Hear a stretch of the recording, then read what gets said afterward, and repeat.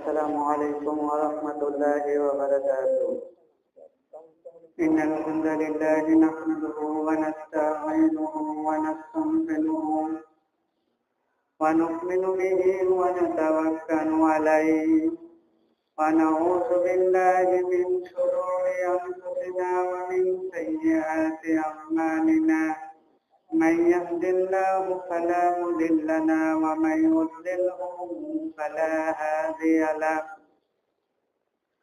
ونشهد أن لا إله إلا الله وحده لا شريك له. ونشهد أن سيدنا وحبيبنا محمدا عبده ورسوله الذي أرسله بالحق بشيرا ونذيرا هدايا إلى الله بإذنه وسراجا منيرا.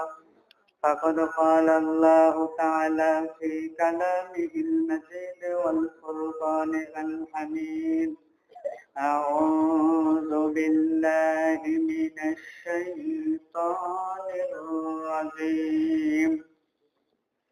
بسم الله الرحمن الرحيم.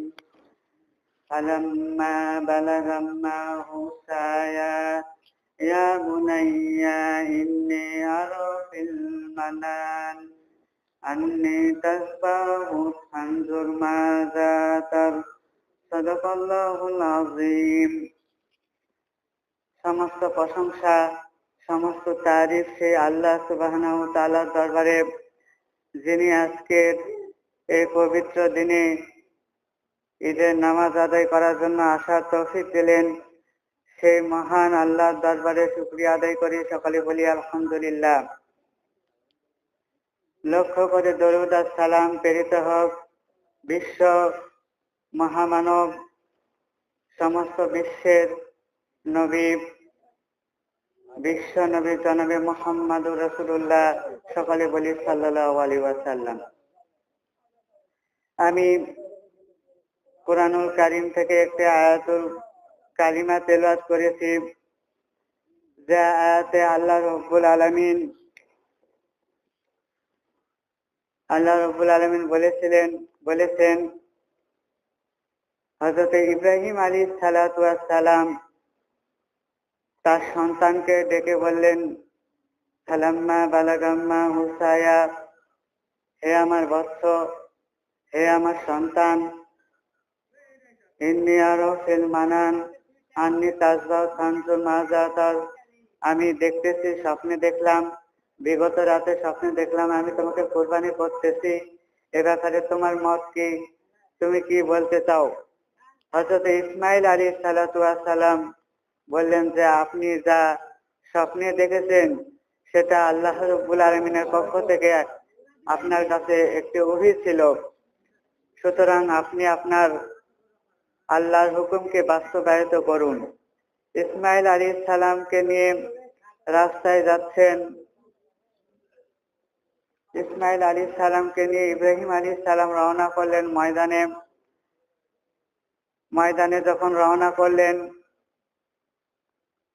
রাস্তায় রওনা করার পর শয়তান এসে তার মা হাজেরাকে ধোঁকা দিতে শুরু করলো যে হাজেরা, ইসমাঈল আলাইহিস সালামকে কিন্তু, তোমার সন্তান ইসমাঈল আলাইহিস সালামকে কিন্তু নিয়ে যাচ্ছে সে কুরবানি করার জন্য, আল্লাহর রাস্তায় জবেহ করার জন্য। সে কিন্তু তোমার বাড়িতে, তোমার বাপের বাড়িতে বেড়াতে নিয়ে যাচ্ছে না, সে নিয়ে যাচ্ছে ইসমাঈল আলাইহিস সালাতু ওয়াস সালামকে কুরবানি করার জন্য। তখন বললেন মা হাজেরা, দেখো আমার স্বামী, আমার সন্তান ইসমাঈল আলাইহিস সালাতু ওয়াস সালামকে কুরবানি করবেন আমার আল্লাহর হুকুমে। আমার আল্লাহ যদি আমার স্বামী ইব্রাহিম আলাইহিস সালামকে হুকুমটা না দিয়ে আমি হাজেরাকে হুকুম করতো, আর আমার যদি 1000টা ইসমাইল থাকতো, তাহলে আমি ওই 1000 ইসমাইল আমি আল্লাহ সন্তুষ্টি অর্জনের জন্য, আমি আল্লাহকে রাজি খুশি করার জন্য ওই 1000 ইসমাইল আল্লাহ রাস্তায় কুরবানি করে দিতে পারতাম। শয়তান বিতাড়িত হয়ে চলে গেল। ইসমাইল আলাইহিস সালামের কাছে গিয়ে বলল, ইসমাইল, তোমাকে তোমার নানার বাড়িতে বেড়াতে নিয়ে যাচ্ছে না, তোমাকে মাঠে ময়দানে নিয়ে যাচ্ছে, তোমাকে আল্লাহর ওয়াস্তে কোরবানি করে দিবে। তখন ইসমাইল আলাইহিস সালাম তার পিতা ইব্রাহিম আলাইহিস সালামকে বললেন যে এরকম শয়তান আমাকে ধোঁকা দিচ্ছে, বলছে তুমি আমাকে নানার বাড়িতে নিয়ে যাচ্ছ না, নিয়ে যাচ্ছ কোরবানি করার জন্য। তখন ইসমাইল আলাইহিস সালাম এবং ইব্রাহিম আলাইহিস সালাম দুজনেই তিনটি করে কঙ্কর পাথর ওই শয়তানের গায়ে নিক্ষেপ করলেন। এটা আল্লাহ রাব্বুল আলামিন তার দরবারে এত পছন্দনীয় হলো যে তিনি হাজীদের জন্য এটা ওয়াজিব করে দিলেন শয়তানের গায়ে কঙ্কর নিক্ষেপ করা। এরপরে ওখান থেকে যখন মাঠে গেলেন, মাঠে যাওয়ার পর ইসমাইল আলাইহিস সালামকে কুরবানি করবেন। ইসমাইল আলাইহিস সালাম বললেন, হে আমার পিতা ইব্রাহিম আলাইহিস সালাম, আপনি আমাকে কুরবানি করবেন। আপনি আমাকে কুরবানি করার পূর্বে তিনটি কাজ করবেন। একটি হলো আপনি আপনার চোখকে বেঁধে নেবেন কাপড় দ্বারা, যাতে করে আমাকে কুরবানি করার জন্য আপনার মনে কোনো প্রকারের দয়া মায়া সৃষ্টি না হতে পারে। 2 নাম্বার আপনি কাজ করবেন, আপনি আমার হাত পাকে বেঁধে নেবেন, যাতে করে আমি কোনো প্রকারের নড়াচড়া করতে না পারি। এরপরে আপনি আরেকটি কাজ করবেন, সেটি হলো আমার রক্তমাখা জামা কাপড় আমার বাড়িতে নিয়ে গিয়ে আমার মা হাজেরাকে দিয়ে বলবেন, আমাকে বাঘে খেয়ে ফেলেছে, এই কথা নিয়ে গিয়ে বলবেন। ইব্রাহিম আলাইহিস সালাম তার চোখ বেঁধে নিলেন। যখন ছুরি চালান ইসমাইল আলাইহিস সালামের গলায়, ছুরি আর চলতেছে না, অনেক ধারও দিলেন, তারপরও ছুরি চলে না। ছুরি চলতে নিষেধ করেছিলেন আমার আল্লাহ রাব্বুল আলামিন, যে ছুরি আমার বন্ধুর সন্তান ইসমাইলের গলায় ছুরি চলবে না, ছুরি আর চলে না। অথচ ইব্রাহিম আলাইহিস সালাম ছুরি যখন ফেলে দিয়েছিলেন, একটি বড় শক্ত পাথর ছিল, সেই পাথরটাও পর্যন্ত টুকরা টুকরা হয়ে গিয়েছিল ওই ছুরির আঘাতে। তারপরও আবার ওই ছুরিতে আবার ছুরি চালান, তারপরও ছুরি চলে না। জিবরাইল আলাইহিস সালাম আল্লাহকে বলেন, হে আমার আল্লাহ, তুমি তোমার বন্ধু ইব্রাহিম আলাইহিস সালামকে আর কত পরীক্ষা নিবে? 82 বছর বয়সে একটি সন্তান দিলে, তাও আবার কয়েক বছর পরে তা তুমি কেড়ে নিবে? আর কত তুমি তার পরীক্ষা নিতে চাও? আর কত তুমি তার পরীক্ষা নেবে? আল্লাহ রাব্বুল আলামিন বললেন, হে জিবরাইল, তুমি এখানে থেকে কি করছো?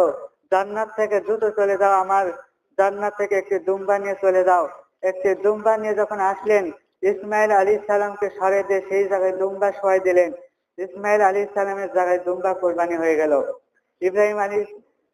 হযরত জিবরাইল আলাইহিস সালাম আস্তে আস্তে বললেন, আল্লাহু আকবার, আল্লাহু আকবার। ইব্রাহিম আলাইহিস সালাম আকাশের দিকে তাকিয়ে বললেন, লা ইলাহা ইল্লাল্লাহু আকবার। ইসমাইল আলাইহিস সালাম শুনে বললেন, আল্লাহু আকবার ওয়া লিল্লাহিল হামদ। এই দোয়া আমার আল্লাহ রাব্বুল আলামিনের কাছে এতই পছন্দনীয় হলো যে আমার আল্লাহ রাব্বুল আলামিন 9 জিলহজ ফজর থেকে 13 জিলহজ আসর পর্যন্ত এই দোয়া পড়া ফরজ করে দিলেন, ওয়াজিব করে দিয়েছিলেন। সম্মানিত ভাইরা, আজকের এখানে জামাত হচ্ছে 8:30টায়। আমাদের সেই দিকে কোনো খেয়াল রাখছি না, আমরা বাড়ি থেকে একটু খেয়াল করি, 8:30টায় নামাজ খেয়াল করে আমরা ঈদগাহ মাঠে একটু তাড়াতাড়ি চলে আসতে চেষ্টা করি। আল্লাহ রাব্বুল আলামিন হযরত ইব্রাহিম আলাইহিস সালামকে হুকুম দিলেন, হে ইব্রাহিম আলাইহিস সালাম, তুমি তোমার সন্তান এবং তোমার বিবি হাজেরাকে নিয়ে কাবা ঘরের পাশে গিয়ে রেখে আসো, যেখানে মক্কা ঘর, সেখানে গিয়ে রেখে আসলেন। হাজেরা দেখে বললেন, ইব্রাহিম, তুমি আমাকে যে এখানে রেখে যাচ্ছ, সেটা কার হুকুমে রেখে যাচ্ছ? তুমি সেটা তোমার ইচ্ছায় আমাকে রেখে যাচ্ছ, না তুমি এটা আল্লাহর হুকুমে রেখে যাচ্ছ? ইব্রাহিম আলাইহিস সালাম কিছু বললেন না, আঙ্গুল তুলে আকাশের দিকে দেখিয়ে বললেন, আমি ওই আল্লাহর হুকুমে এখানে তোমাদেরকে রেখে যাচ্ছি। রেখে চলে আসলেন। এরপরে কিছুদিনের মধ্যেই খাবার সব শেষ হয়ে গেল, পানি রুটি যা ছিল সব খাবার শেষ। এরপরে আস্তে আস্তে যখন খাবার শেষ হলো, ইসমাইল আলাইহিস সালাম বাচ্চা মানুষ, তার পিপাসায় তার গলা শুকিয়ে যাচ্ছে। হাজেরা চিন্তায় রাস্তায় বাহিরে বের হয়ে গেলেন। সাফা মাওয়া পাহাড় ছোটাছুটি করলেন। কয়েকবার 7 বার ছোটাছুটি করার পর মা হাজেরা কে জিবরাইল আলাইহিস সালাম এসে বললেন যে, হাজেরা তুমি চলে যাও, তোমার ঘরে তোমার খাবারের বন্দোবস্ত হয়ে গেছে। বাড়িতে যখন চলে গেলেন, বাড়িতে গিয়ে দেখলেন সেই ঘরে একটি কূপ তৈরি হয়ে গেছে। সেই কূপ থেকে পানি বের হচ্ছে, আর সেই পানিগুলো সাইডে হাজেরা ইয়ে করে দিলেন, বাউন্ডারি করে দিলেন, আর বলে দিলেন জমজম পানি টেনে দাও। এরপর থেকে ওই কূপের নাম হয়ে গেছে জমজম কূপ। সেখান থেকে হাজেরা যায়, জমজম কূপের পানি নিয়ে আসে। ইসমাইল আলাইহিস সালাম এর সম্মানে জমজম কূপের পানি দাঁড়িয়ে খাওয়া, পশ্চিমমুখী হয়ে পানি দাঁড়িয়ে খাওয়া সুন্নত। এরপরে ইব্রাহিম আলাইহিস সালাম আসলেন, সেখানে কাবা ঘর নির্মাণ করলেন। নির্মাণ করার পর বললেন, আল্লাহ রাব্বুল আলামিন হুকুম করলেন, তুমি এখান থেকে ঘোষণা দিয়ে দাও সকল মানুষদেরকে এখানে হজে আসার জন্য, হজ পালন করার জন্য, সকলকে একত্রিত হওয়ার জন্য ঘোষণা দিয়ে দাও। সেখান থেকে ঘোষণা যখন দিয়ে দিলেন, সকলে এসে আল্লাহর হুকুমে আসলেন এবং হজ পালন করলেন। সুস্থভাবে হজ পালন করে সকলে চলে গেলেন। আল্লাহ রাব্বুল আলামিন কুরবানি শুধু ইব্রাহিম আলাইহিস সালামের সময় ছিল এটাই নয়, কুরবানি হযরত আদম আলাইহিস সালামের সময়ও ছিল। হযরত আদম আলাইহিস সালামের 2 সন্তান হাবিল এবং কাবিল, এরা 2 ভাই যখন গন্ডগোল লেগে গেল যে না এই সুন্দরী মেয়েকে বিবাহ করবে, তখন আল্লাহ রাব্বুল আলামিনের ফয়সালা যে তোমরা কুরবানি করো, যার কুরবানি কবুল হবে সে ওই সুন্দরী মেয়েকে বিবাহ করতে পারবে। 2 জন কুরবানি করলো। হাবিল পালতো গরু দুম্বা, সে একটি দুম্বা একটি পাহাড়ের উপরে রেখে আসলো, এবং কাবিল পালতো, কাবিল কিছু ফসল এসব উৎপাদন করত, সে কিছু ফসল পাহাড়ের উপরে রেখে আসলো। তখনকার নিয়ম ছিল যার কুরবানি কবুল হবে তার কুরবানি আগুন এসে ভস্ম করে উড়াই নিয়ে যাবে। হযরত হাবিলের দুম্বা আগুন এসে ভস্ম করে নিয়ে গেল, যার কারণে